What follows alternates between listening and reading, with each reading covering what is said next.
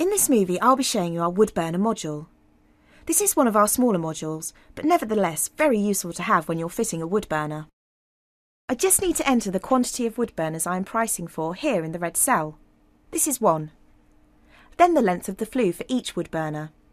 For me this is 6 linear metres. If you were fitting several wood burners, you would just need to add up the total length of flue for all of them and enter that number here. The programme has included the 6% wastage, and I will need 7 linear metres of flue. I am going to be using the stainless steel double skin 10-inch that has been selected, but you can alter this by using the drop-down menu and select the type of flue you will be using.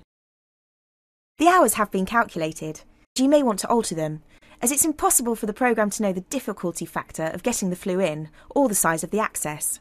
The wood burner is priced based on an allowance, but if you have a specific wood burner and it's not in the drop-down menu, you can enter the details into the material library, and this will be available in the drop-down menu when you go to price.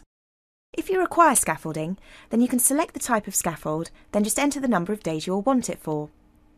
I'll need it on site for 2 days. And as you can see, on entering this number, the costs and hours are instantly calculated.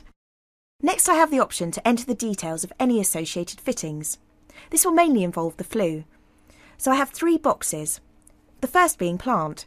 So in here you can enter the cost of any drills or core bits, for example, that you need to hire or purchase.